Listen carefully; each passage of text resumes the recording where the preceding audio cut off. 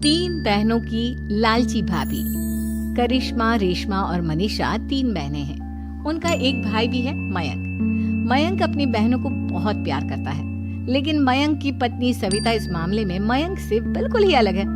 वो अपनी ननदों का जितना बुरा कर सकती है उतना बुरा करती ही रहती है और अपनी ननदों पर हुक्म भी चलाती है। करिश्मा, करिश्मा, तुमने अभी तक नाश्ता नहीं बनाया? तुम्हारे भैया को ऑफिस जाने में देर हो रही है। हाँ भाभी, बस अभी बनाती हूँ।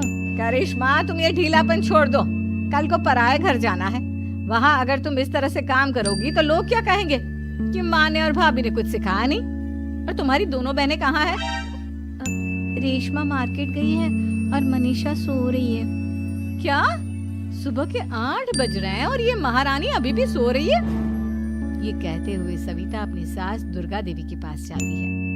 माँ जी, देख रही हो अपनी बेटियों के तौर तरीके? क्या हुआ बहू, सुबह सुबह क्या कर दिया मेरी बेटियों ने? अरे एक तो अभी अभी उठकर किचन में गई है, दूसरी सुबह सुबह बाहर चली गई और तीसरी अभी तक सो रही है। क्या करूं मैं इन तीनों का?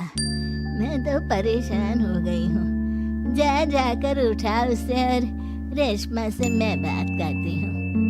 सविता सीधा मनीषा के कमरे में जाती है और उससे कहती है, महारानी जल्दी उठो, सूरज सर पर आ गया है। भाभी थोड़ी देर और सोने दो ना, मैं रात को लेट सोई थी।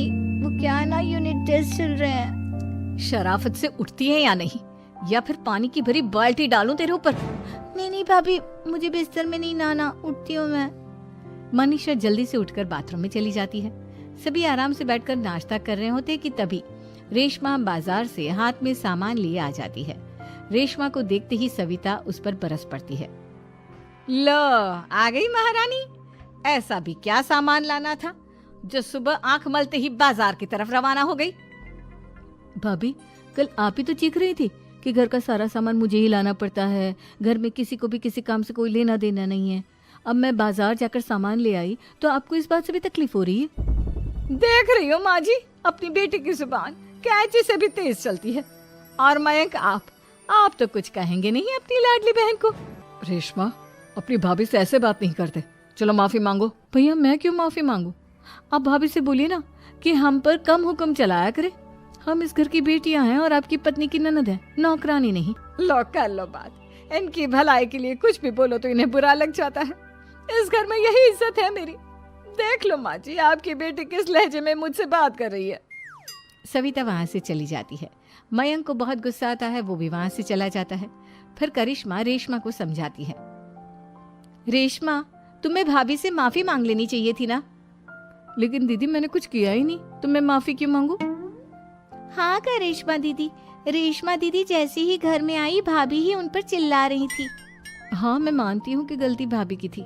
मैं तो इसलिए बोल रही हूँ कि भाभी ने माँ को तो पूरी तरह अपने वश में कर लिया है। वो हमारी बात सुनती ही नहीं। मयंक भैया हमारे लिए हमेशा खड़े रहते हैं, इसलिए उनकी बात का मान तो तुम्हें रखना चाहिए था ना। कोई फायदा नहीं दीदी, कुछ दिनों की बात और है, भाभी उन्हें भी हमारे खिलाफ भड़का देंगी। फिर वो भी माँ की तरह हमारी किसी बात का विश्वास नहीं करेंगे। इसी तरह सविता अपनी तीनों ननदों को किसी न किसी बात पर परेशान करती रहती थी। एक दिन मयंक अपनी तीनों बहनों के लिए गिफ्ट लाया। करिश्मा, ये तुम्हारे लिए हार का सेट। रेशमा, तुम्हारे लिए सुंदर सी ड्रेस। और मनीषा, तुम्हें किताबें पसंद है ना, तुम्हारे लिए किताबें लाया हूँ। थैंक यू भैया। थैंक यू भैया।